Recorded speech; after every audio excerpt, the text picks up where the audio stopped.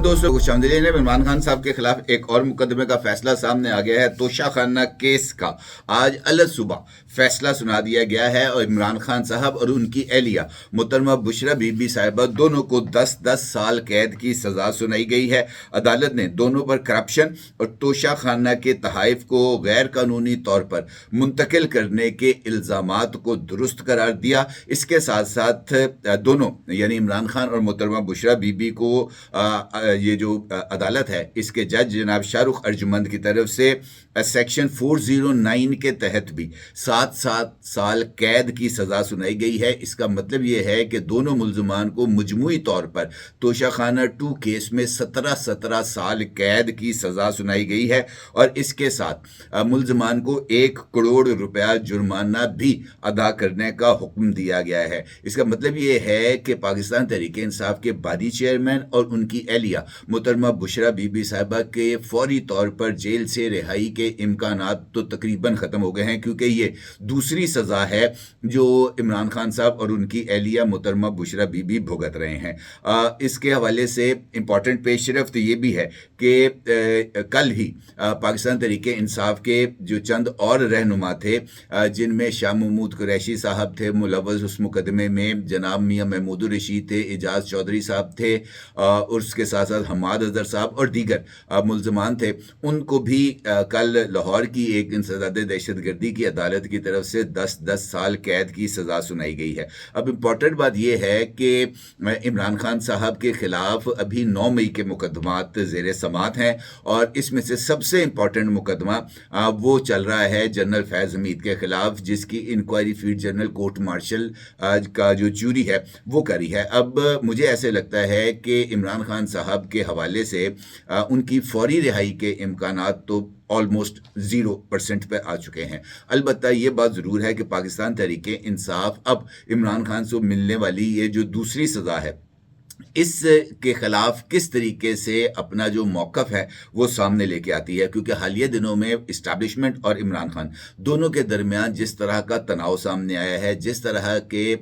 कशीदगी इस वक्त पाकिस्तान तहरीक इंसाफ की लीडरशिप और इस्टेब्लिशमेंट और रियासत के दरमियान मौजूद है, वो मुझे जल्दी ख़त्म होती हुई नज़र नहीं आ रही। और ये सज़ा इनफैक्ट इसी बात की तरफ इशारा है कि पाकिस्तान की रियासत किसी तौर पर भी किसी तरह का कोई रिलीफ इमरान खान साहब को देने के लिए तैयार नहीं है। क्यों? ये एक बड़ा ही इंपॉर्टेंट सवाल है। ये सवाल भी बहुत ज़्यादा अहमियत का हामिल है कि पाकिस्तान तहरीक इंसाफ और उनकी लीडरशिप वो जो एहतजाज का प्लान बना के बैठे हुए हैं, क्या वो उस एहतजाज के प्लान को अमली जामा पहना सकते हैं? और हुकूमत के एक अहम वज़ीर हैं वफाकी वज़ीर इत्तलात व नशरियात जनाब अता तारर साहब। अता तारर साहब ने अपने एक हालिया इंटरव्यू में इस बात का इंकशाफ किया है कि जनरल फैज़ हमीद का केस में जो है वो जनरल फैज़ हमीद और इमरान खान दोनों के 9 मई के हवाले से ताल्लुक को जोड़ा जा रहा है। उनका ये जो इंकशाफ है एक इंटरव्यू में वो भी बहुत ज़्यादा अहमियत का हामिल है। इन सवालात के जवाबात को तलाश करते हैं और देखते हैं कि इस वक्त जो सूरत हाल है वो इमरान खान साहब के लिए इतनी ज़्यादा शदीद ख़राब होती हुई क्यों महसूस हो रही है। पहले इस मुकदमे की बात करते हैं। माहिर कानून है हाफिज़ एहसान साहब। हाफिज़ एहसान साहब के मुताबिक ये मुकदमा उस वक्त शुरू हुआ जब सऊदी अरब की तरफ से पाकिस्तानी हुकाम यानी पाकिस्तानी वज़ीर आज़म, उनकी एहलिया और दीगर उनके वक्त के अरकान को तहाइफ मिले,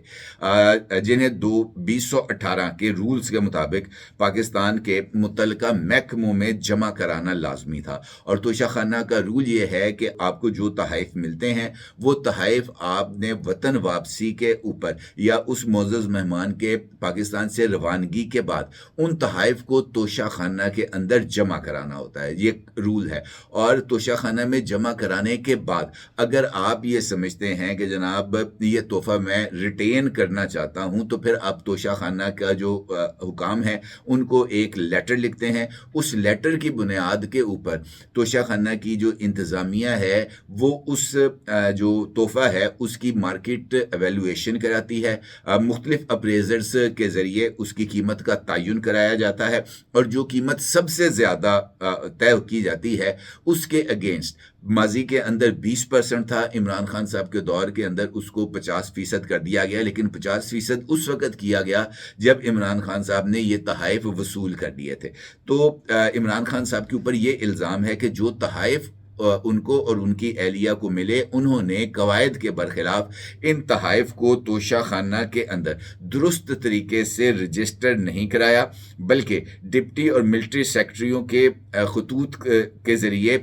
غیر قانونی طور پر عمل کیا، یعنی تحائف کو جمع کرائے بغیر ان تحائف کی قیمت کو اپنے طور پر طے کر کے جناب یہ جو تحائف ہیں ان کو ریٹین کرنے کی کوشش کی گئی۔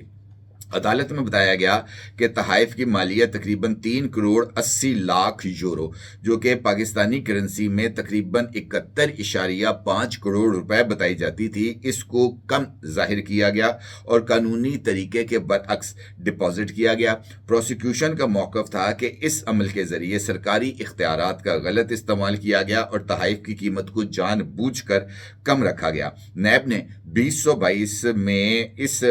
معاملے کے اوپر اگست کے اندر ریفرنس دائر کیا، جو کہ بعد ازاں اکاؤنٹیبلٹی کورٹ میں زیر سماعت رہا۔ عدالتی فیصلے کے مطابق سابق وزیر اعظم عمران خان اور ان کی اہلیہ بشرا بی بی کے اوپر غیر قانونی طور پر تحائف کو اپنے پاس رکھنے، اس کو بیچنے، کم قیمت پر اس کی اپریزل کرانے اور اس کے بعد یہ جو ریکارڈ کے اندر رد و بدل ہے، یہ الزامات ثابت ہوتے ہیں اور ان الزامات کے تحت ان کو جناب 10 سال قید کی سزا سنائی گئی ہے، جبکہ سیکشن 409 کے تحت الگ سے دونوں ملزمان کو 7 سال قید کی سزا سنائی گئی ہے۔ اسی طریقے سے کل انسداد دہشت گردی کی جو عدالت ہے لاہور کی، اس نے بھی بانی پی ٹی آئی کے جو قریبی ساتھی ہیں، جن میں ڈاکٹر یاسمین راشد، عمر سرفراز چیمہ، میاں محمود رشید اور اعجاز چودھری کو 10 سال قید کی سزا سنائی ہے، جبکہ پاکستان تحریک انصاف کے سینئر وائس چیئرمین جناب شاہ محمود قریشی صاحب کو 9 مئی کے اس مقدمے میں بھی بری کر دیا گیا ہے۔ اب یہ جو پیش رفت ہے، انفیکٹ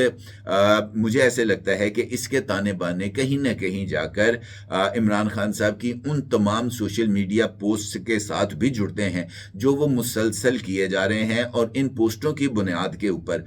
اسٹیبلشمنٹ اور ریاست دونوں عمران خان صاحب کو کسی طرح کے حوالے سے جو گنجائش ہے وہ دینے کے لیے تیار نظر نہیں آتے۔ یہ وجہ ہے کہ پاکستان تحریک انصاف اور حکومت کے درمیان مذاکرات کے عمل کا بھی باضابطہ طور پر آغاز نہیں ہو سکا۔ اس کے ساتھ ساتھ عمران خان کی آخری پوسٹ کے سامنے آنے کے بعد عمران خان کے اوپر ملاقاتوں پر پابندی گورنمنٹ کی طرف سے آفیشیلی پریس کانفرنسز کے ذریعے عائد کی گئی ہے، اور اس کے ساتھ ساتھ D G I S P R lieutenant general Ahmed Sharif نے بھی پریس کانفرنس کرتے ہوئے عمران خان کے اوپر جو ہے وہ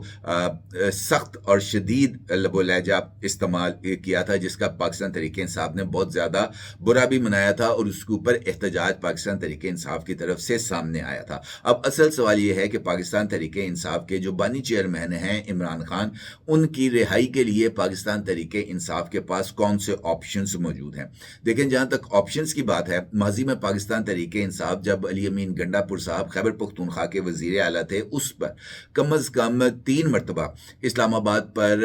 جو ہے وہ چڑھائی کرنے کی کوشش کی گئی، احتجاج کرنے کی کوشش کی گئی، اور آخری احتجاج پاکستان تحریک انصاف کی طرف سے 26 نومبر یعنی آج سے تقریباً 1 سال قبل ان کی طرف سے سامنے آیا تھا۔ اس کے بعد سے لے کر اب تک پاکستان تحریک انصاف کسی طرح کی بھی میس موبلائزیشن کرتے ہوئے کسی طرح کا ایک طاقتور احتجاج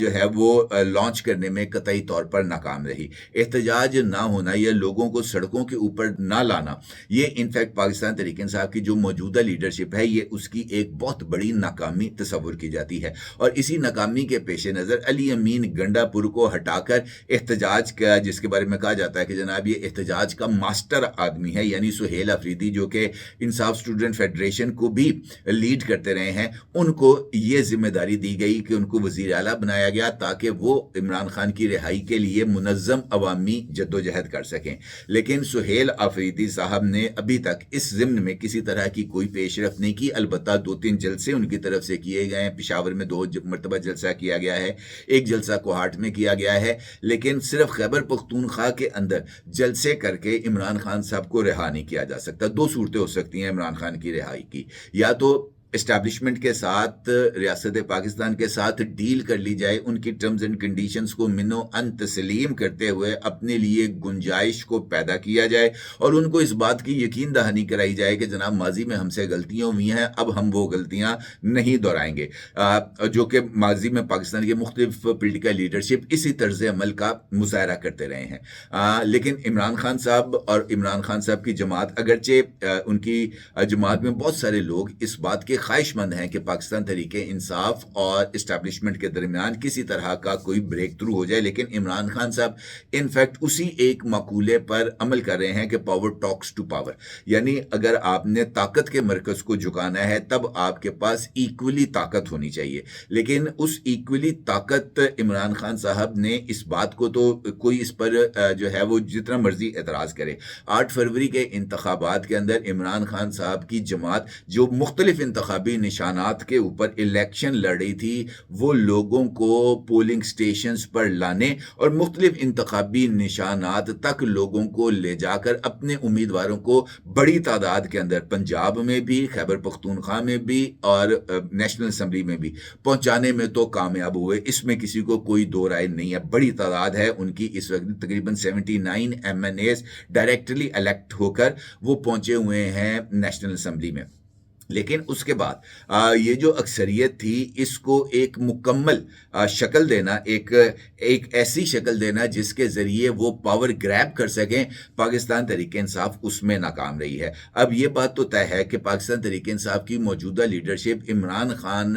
साहब के मौक़िफ़ को बदले बगैर इस्टेब्लिशमेंट से डील नहीं कर सकते, तो दूसरा ऑप्शन आ जाता है एहतजाज का। एहतजाज के लिए भी ज़रूरी है कि बड़ी तादाद के अंदर, लाखों की तादाद के अंदर लोग सड़कों पर मौजूद हों चारों सूबों में, तभी एक प्रेशर इस्टेब्लिशमेंट या हुकूमत के ऊपर आएगा। लेकिन बदकिस्मती से पाकिस्तान तहरीक इंसाफ महज खैबर पख्तूनख्वा की हद तक ही लोगों को मोबिलाइज करने में नाकाम रही है, क्योंकि वहां पर उनकी हुकूमत है और वहां पर उनको अपने तौर पर सरकारी वसाइल के ऊपर और लोगों को मोबिलाइज करके सड़कों पर लाने का उनके पास मौका भी मौजूद है। जबकि दीगर 3 सूबों में सूरत हाल इसके बिल्कुल मुख्तलिफ है। पाकिस्तान तहरीक इंसाफ के मुतअद्दिद मरतबा एहतजाज की कॉल दिए जाने के बावजूद पंजाब, सिंध और बलूचिस्तान से पाकिस्तान तहरीक इंसाफ लोगों की एक बहुत बड़ी तादाद, तो क्या एक मामूली तादाद को भी निकालने में नाकाम रही, जिसकी बुनियाद ये है कि पाकिस्तान तहरीक इंसाफ की जो पंजाब की लीडरशिप है, जो पंजाब की तंजीम है,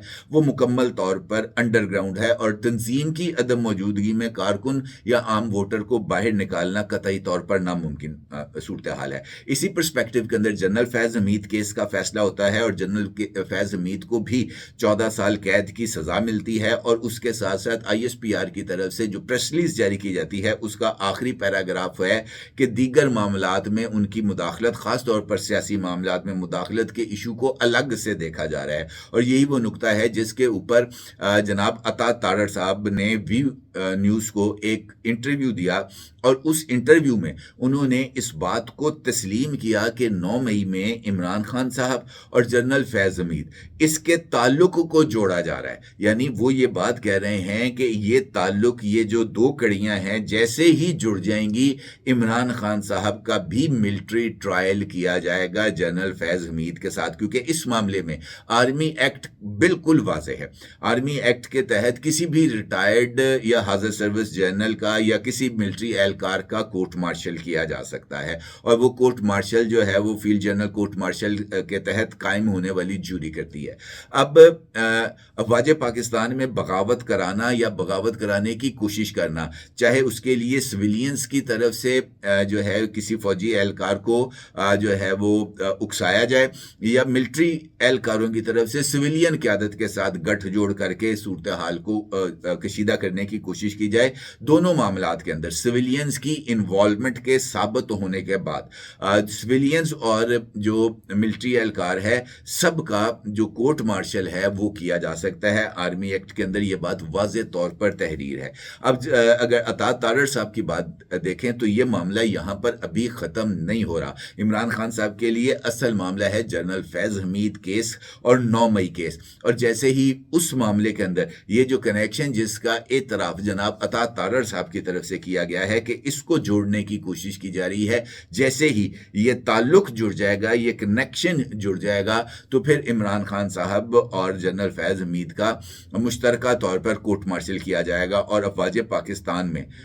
बगावत कराने की जो सज़ा है वो बहुत ज़्यादा सख्त है, कैपिटल पनिशमेंट। तो इसका मतलब ये है कि आने वाले दिनों में पाकिस्तान तहरीक इंसाफ की जो सर्वाइवल है वो महज एक नुक्ते के ऊपर जो है वो टिकी हुई है, और वो एक नुक्ता है कि क्या इमरान खान साहब एक कदम पीछे हटाएंगे, और अगर इमरान खान साहब एक कदम पीछे हटाएंगे तो फिर उसके बाद अगली सूरत हाल क्या बनेगी। और इमरान खान साहब अगर अपने मौक़िफ़ पर कायम रहते हैं तो ऐसी सूरत हाल में